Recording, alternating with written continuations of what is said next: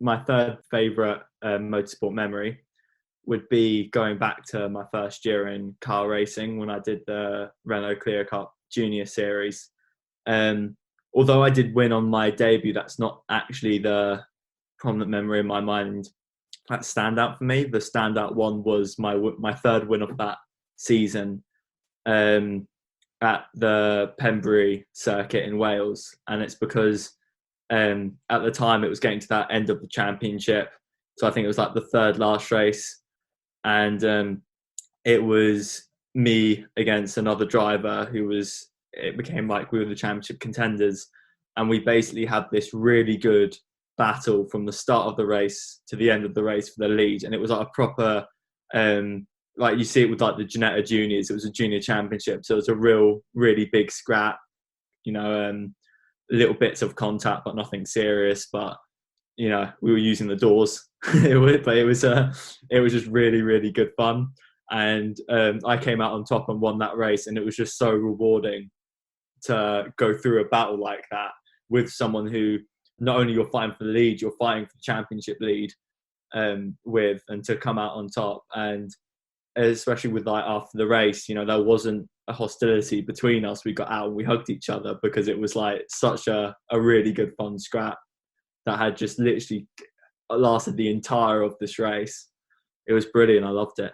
My second favourite motorsport memory is at the Formula Ford Festival, which is this big competition held right at the end of the year, always at Brands Hatch, where basically everyone from around the world who's competing in Formula Ford, which is a championship similar to Formula 4, if you know that. It's you know, a championship normally out of karting. It's like a first sort of step in single seaters.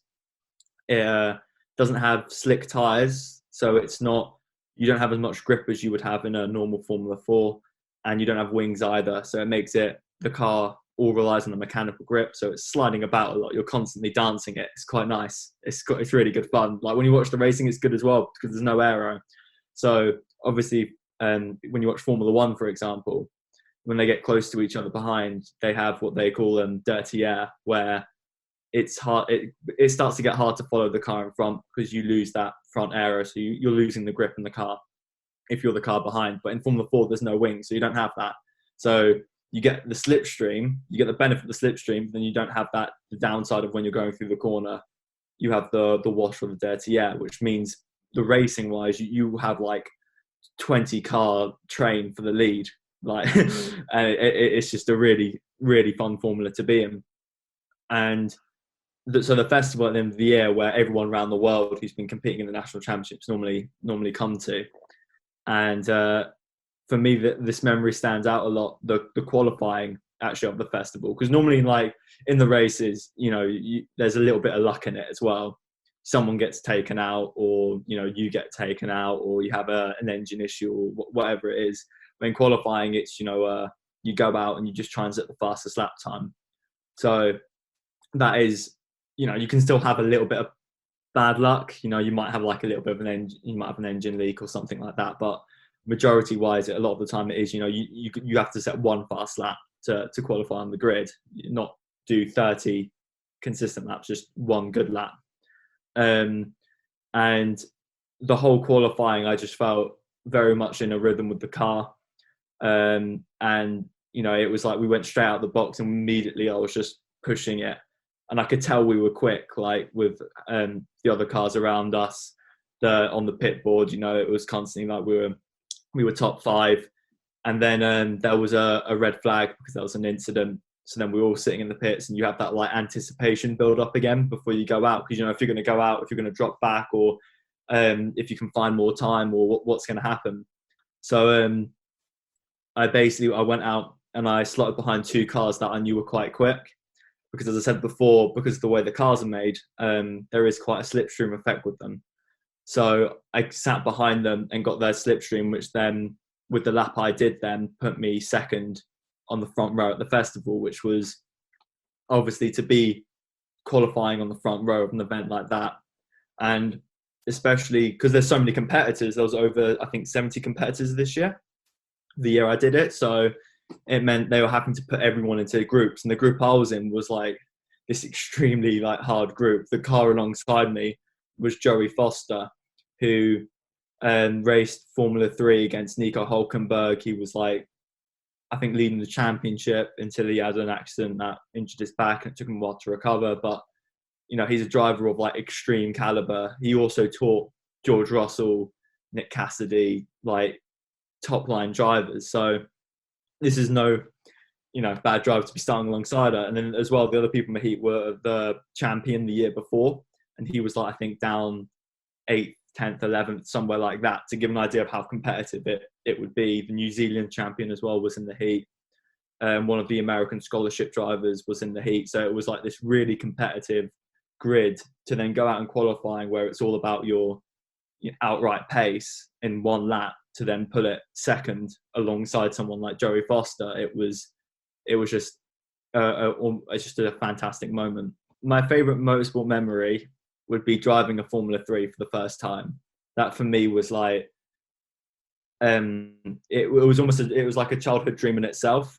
So I know it's quite weird, because normally people say when they get to the like Formula 1, but when I was growing up as a kid, and especially as a young teen, I was always like at school. As soon as I got home, I was always watching racing videos. I just loved it. Every moment of the day was just racing. And so when I was, like 13, 14, I was at school, I'd be watching Formula 1 like everyone, but I was also watching Formula 3 a lot. And the years that I was watching F3, George Russell was in it. Giovinazzi was in that year, Charles Leclerc. So you have this, I think Jake Dennis was as well in that year. Felix Rosenqvist, I think, won the championship. It was like this really competitive grid.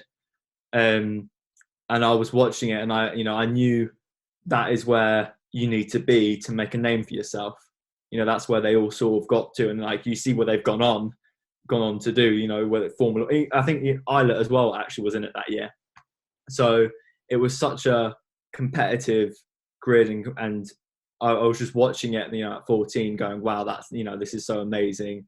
All these, early 20, young, late teens drivers in this series trying to prove themselves. So the racing was obviously close. It was very intense racing, really good battles, all trying to prove to get to Formula 1. But that's where you need to be. And so when I then had that first day in a Formula 3, and, as well, obviously, there was a lot of gratitude to the fact that this was last year, 2020. So, halfway through the year, we'd obviously had the pandemic. So I knew, I was so grateful to be in a position to even be in a race car, let alone a Formula 3, with everything that's going on. There were people out there who have been having some really, really hard times. So I was so grateful to have this opportunity to drive it, and it met like all my expectations and more. It was just so, going out like that first time when you're going out, driving like this car that's got all this power in it, and it has these wings. It's like, as a kid, you look at these cars and you go, oh, that's so cool. And to actually be sitting in it and driving out the pit lane and hitting the pit limiter button to get the pit limiter off for the first time, and suddenly all this power kicked in. And it wasn't going from what I was used to with like Formula Ford, which doesn't have that much power. It's like a Formula 3 where you have like all this power with these big wings and slick tires. It was just absolutely insane. It was just so fast. And turn one, the circle we're doing at, turn one at Snetterton, is this quite a tight corner. It's taken at like 130 miles an hour, and it's flat out. You literally have to keep your foot pinned to the floor. And I remember like the first time going through it, I was like, there's no way this is flat out. Like I was so like, it was just so quick, and I was so unexpected, because as well, I hadn't driven a car for like 8 months because of the pandemic. So this was just like, my first day back in a car after like an 8-month break. And I just remember coming through that turn one thinking, there's no way that this is flat. But because by the end of the day, when you get back into the groove, all the rustiness shakes off, your eyes are back in, and I could do it. But it took me like a while to get used to like how quick this car was, and get used to how the aero worked. Because compared to a Formula Ford, where there isn't the aero, and you have to drive completely mechanically, to then have aero on the car, I found a little bit of time just getting used to how to drive it that bit differently in the high speed corners, to get to maximize on the aero and to actually understand the aero. But it was just such an incredible experience. And that first day, especially, as I say, because it was like, a childhood dream. I would be watching these drivers drive these cars, and then to actually be sitting in the seat myself and doing it and preparing to do a race in the Formula 3, it was just absolutely phenomenal.